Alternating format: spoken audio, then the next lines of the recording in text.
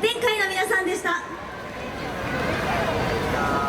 続いて踊っていただくのは岐阜県岐阜市より参加の岐阜大学よさこいサークル宗谷の皆さんです。今年のテーマは奥の細道。松尾芭蕉が日本各地を巡り、旅を愛した人生や自然の脅威に立ち向かう姿。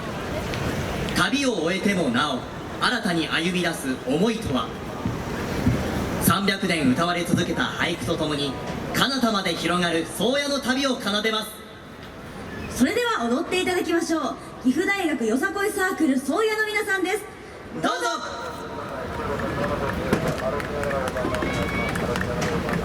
さあ、水の都大垣へ。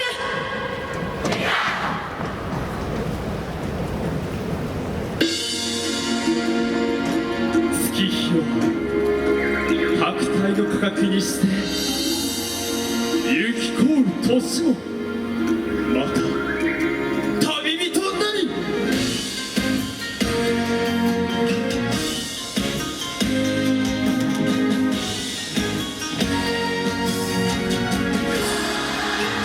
七代目宗谷彼方。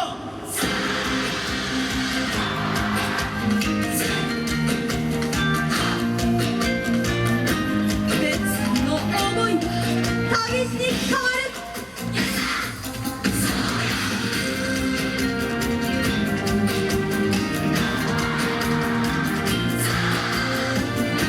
旅の姿勢、思いを嵐に。いざ入ってせ。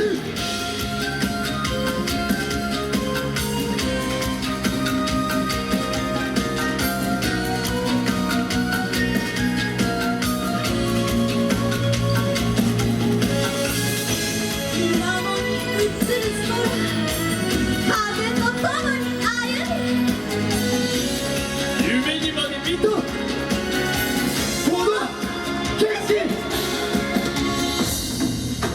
日が影に棒立たあるし。